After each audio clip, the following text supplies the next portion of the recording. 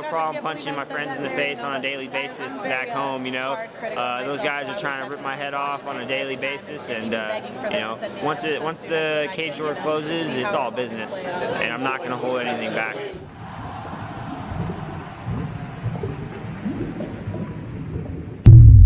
Hey guys, welcome back to the channel.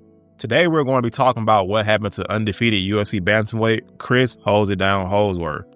Chris, a member of the famous Team Alpha Male, coached by UFC Hall of Famer Uriah Faber, had one of the most spontaneous and unfortunate exits from the sport after being on the wrong end of a much debated gym incident. Before we get into the incident that led to Chris's exit from the sport, I must first give a little background on Chris and talk about the tragic incident that got him into the sport. Born in Van Nuys, California to a Vietnam War veteran and a breast cancer survivor, Chris was not short on role models growing up. Chris's biggest role model and inspiration may have been someone else though, and that was Chris's elder brother, who was an American freestyle kickboxer. When Chris was just 8 years old, his brother was tragically gunned down.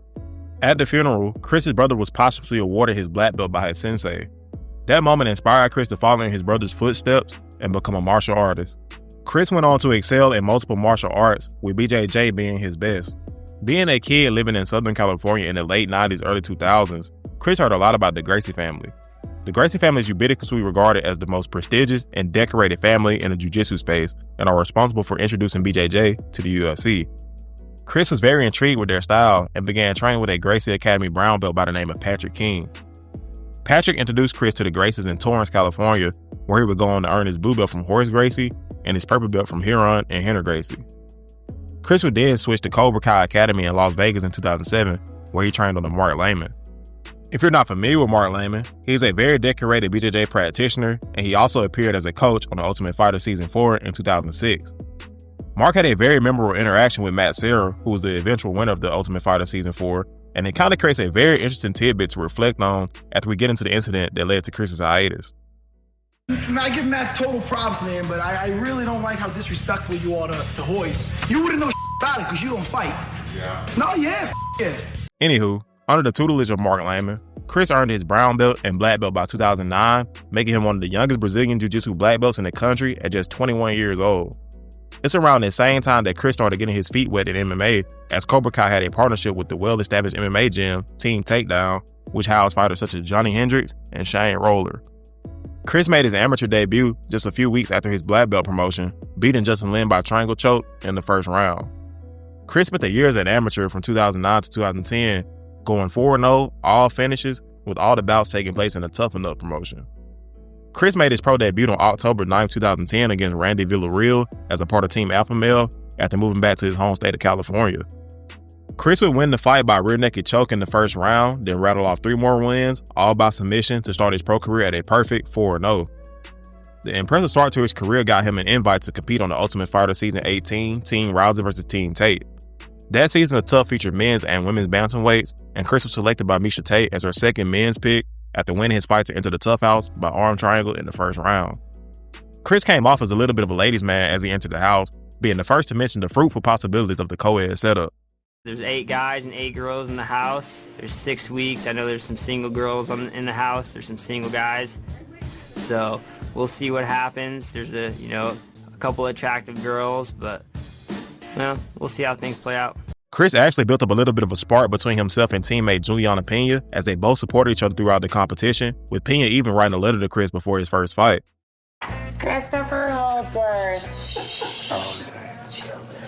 I believe in you. Believe in yourself. Basics. Learn new tricks, but don't use them. Stick to what you got here. Be basic. Be primal. Underline primal. Underline. She wants me to get primal then. Yeah. But stay in control. You have cardio and skill. She knows I got that cardio. The only thing that can beat you is your mind. And that's not going to happen. You got this, bud. Stay confident in training with you. Love, Vivi. She wants that PP. That's what she meant. Give her the best 2 minutes of her life. Chris also defended Pena when she was accused of leaking the preferred matchup to Team Rousey. I'll just chill out until we get to the house and I don't have to hear this. Yes, sir. That's annoying me. I thought that was pretty poetic considering one of the main accusers was Louis Facette, who Chris submitted to enter the Tough House. In Chris's first official fight, he was set to take on Team Rouse's #1 male pick, Chris Beal.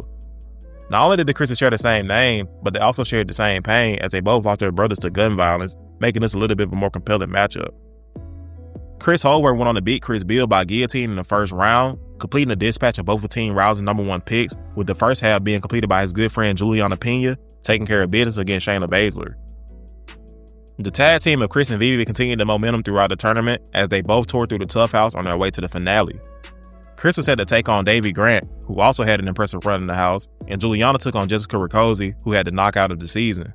It was a classic striker versus grappler fight in both the men's and women's finale, with Chris and Pena being tough grapplers and Grant and Riccozzi being dangerous strikers.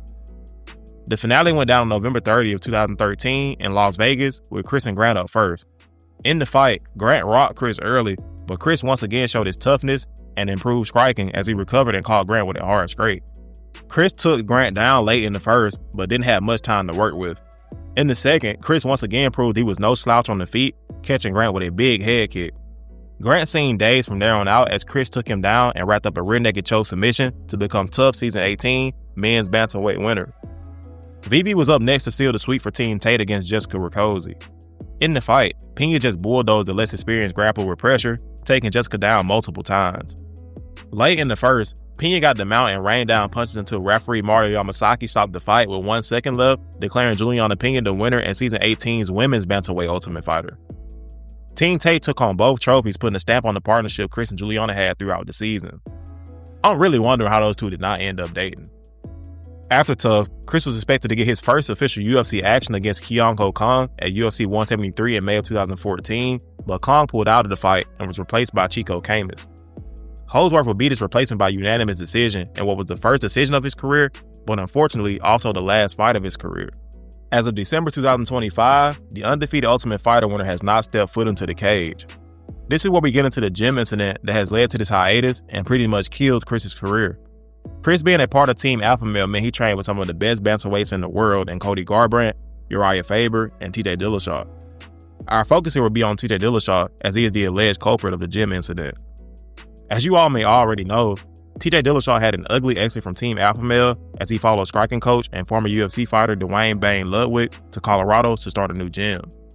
TJ leaving with Ludwig didn't sit too well with Alpha Male head honcho Uriah Faber as he accused Ludwig of being money hungry, complaining about not being paid enough to coach at Alpha Male.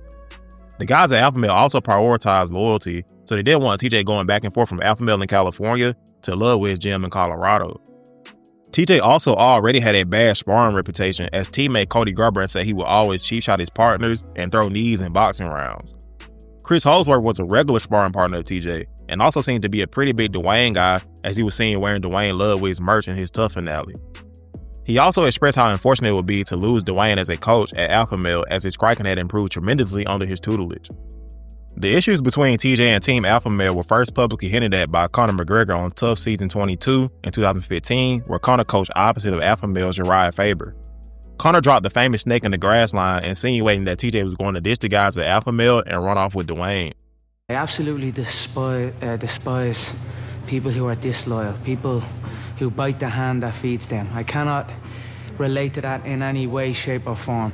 I certainly feel TJ is a little snake in the grass. This prompted teammate Cody Garbrandt to jump to TJ's defense as the TUF team stood head-to-head. That led to another famous line by David Tamer telling Cody to take care of your underwears. I'm gonna you, man. TJ, who was the bantamweight champ at the time, eventually left Team Alpha Male. TJ would lose the belt to Alpha Male hunter Dominic Cruz in 2016, and in Dom's second defense, he would take on Alpha Male's Cody Garbrandt. Garbrandt would go on to beat Cruz in December 2016 in one of the most impressive title-clinching wins in UFC history. Cody winning the belt settled the ultimate grudge match against former Alpha Male teammate TJ Dillashaw after TJ worked his way back to the title with wins over Rafael Assunção and John Lineker. The build-up to this fight is where the details of the incident that sidelined Chris came to light. Cody appeared on Joe Rogan's podcast alongside Uriah Faber in September 2017 before the fight, where he discussed TJ's fallout with Team Alpha Male. They talked about how bad of a sparring partner TJ was, with Cody insisting on telling the people about what happened to Holdsworth. Cody said Dwayne Ludwig asked Chris to help TJ spar for his fight against Rafael Assunção in October 2013, but to take it lightly on TJ. Cody then stated that Chris submitted TJ, and as they were getting up, TJ kneed Chris in the back of the head. Uriah interjected and said that's not the exact way it went. And man, have I ever heard of the phrase talking in circles? Well, that man Uriah Faber talks in freaking hexagons. He confirmed, yes, TJ did knee Chris as he was an eyewitness, but not in the exact scenario that Cody explained. He was kind of rambling though, so it was hard to piece it all together. Luckily, after that podcast released and the details of how TJ hurt Chris started spreading around, Ariel Helwani had both TJ and Chris appear on the MMA Hour in subsequent episodes to explain what really happened from the participants' perspective. TJ appeared first on the MMA Hour in October 2017, and when asked about the situation, he said the story Uriah Faber and Cody Garbrandt told was complete bullcrap. TJ denied the allegations, but he didn't give an exact recap of the sparring session he had with Chris from his point of view, but instead chose to point out the absurdity of fighting to keep someone on your team who is purposely hurting people as rebuttal. I'm not saying TJ is right, but this made a little sense to me, especially since it was revealed that the incident between TJ and Chris happened way back in 2013. Why would Cody defend TJ how he did in 2015 on Tough when Conor McGregor called TJ a traitor if he had knowledge that TJ purposely hurt one of his best friends whom he lived with at one point? Why would TJ stay on the team for years after that and not be kicked out of the gym? Those are questions people will want answers to when looking at the situation from both sides. TJ did admit to being overly aggressive at times in sparring, but denied he ever needed Chris, and that concluded his interview with Ariel. Next, it was time for Chris to finally speak up on the matter, appearing on the MMA Hour a few days later in October 2017. Chris gave his exact recollection of what went down that day. Chris said he shot in for a takedown, and while on all fours, TJ illegally kneed him on top of the head.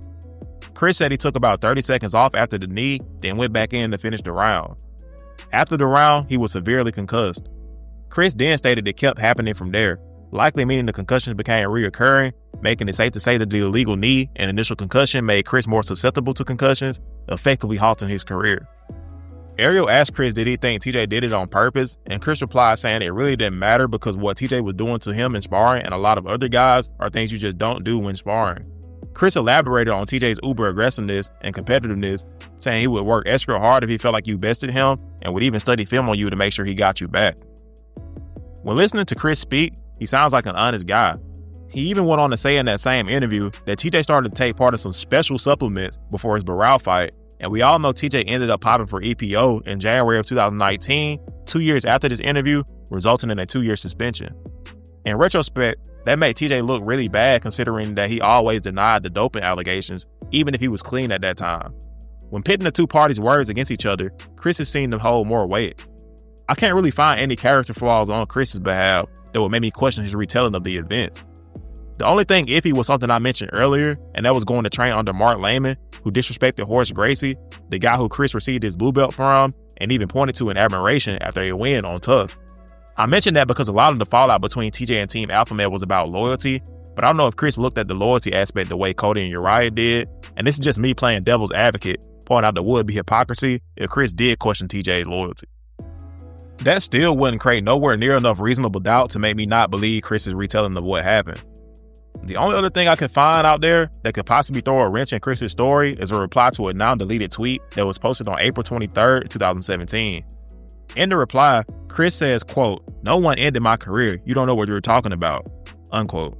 Some people took this as Chris saying that the story about the knee is false, but I believe it was just Chris letting people know that his career is not decidedly over yet. Since speaking on the events, Chris has always been quick to make it clear that he isn't officially retired. As for TJ, he made a good point about how wild it would be for the team to still want him around after kneeing Chris if the incident went down like they said it did, but his reputation makes it hard to believe anything he says without a grain of salt. He strikes me as a guy who doesn't admit to doing something unless there's 100% proof he did it. Using his doping defense as an example, TJ openly admitted to taking EPO and apologized after the test results were made public. Regarding the knee, I always wonder why TJ never came out and said, yes, I did knee Chris, but it was on accident. I mean, you have to either be telling the truth or some kind of crazy to say something didn't happen at all, as opposed to admitting that yes, it happened, but it wasn't intentional, even if it was in fact intentional.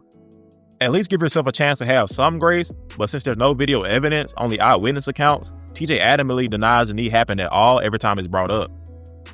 I don't think TJ realizing his rep for being aggressive in sparring leads people to believe he kneed Chris, no matter if there is video evidence or not. Now, almost 12 years later, the infamous knee has been brought up again, with the most recent time being on Dominic Cruz's new podcast, Love and War. TJ was a guest on the show, and around the 11-minute mark, Dom asked TJ about what happened with Holdsworth. TJ starts off his response by downplaying Chris's mental fortitude, saying that Chris would often find excuses not to fight and that he didn't have that killer instinct. TJ then says that the two trained together before Chris's last fight against Chico Camus, and in the boxing rounds of sparring, he caught Chris with an overhand right that rocked him, leading to the concussion issues that have sidelined Chris. TJ claims that Chris was already in a weakened state due to the massive weight cut down to 135 pounds. Next, TJ starts to describe the infamous incident. Using that trademark Uriah Faber hexagonal speech, TJ strangely started retelling the events from a speculative point of view, but then goes on to say he felt terrible about throwing a knee.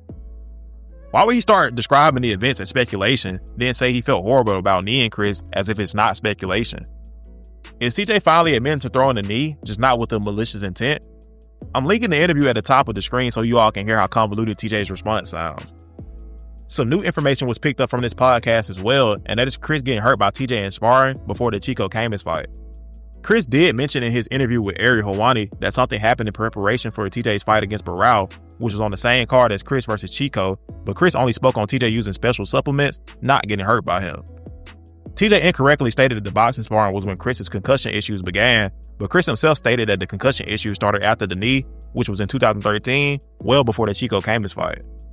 It's amazing how Chris was able to run through the tough house while simultaneously dealing with the effects of post-concussion syndrome.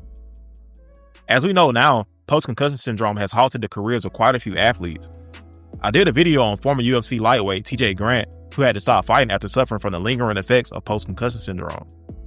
TJ described how it was hard for him to even play with his children while dealing with the after effects of a concussion, so just imagine fighting.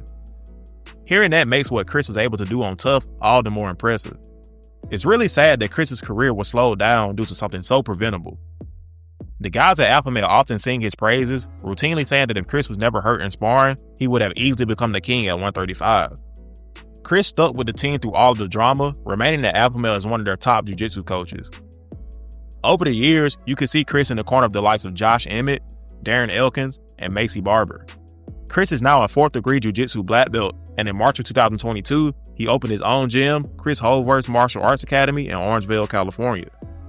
He and longtime friend Cody Garbrandt started a podcast in 2021 called Rolling with the Homies that lasted for about 10 episodes up until December of that same year, likely ending due to Cody moving to Las Vegas. On the podcast, you can hear a lot more in-depth stories about Chris and Cody's relationship. At the age of 38 years old now, the book is almost certainly closed on Chris Holdsworth's MMA career as a fighter. I'm happy he has been able to still make an impact through coaching, and hey, you can never be too sure in MMA, so I won't rule Chris out until he confirms his retirement. That, though, you guys, is what happened to Chris Holdsworth. I appreciate you guys for watching. If you made it this far, peace.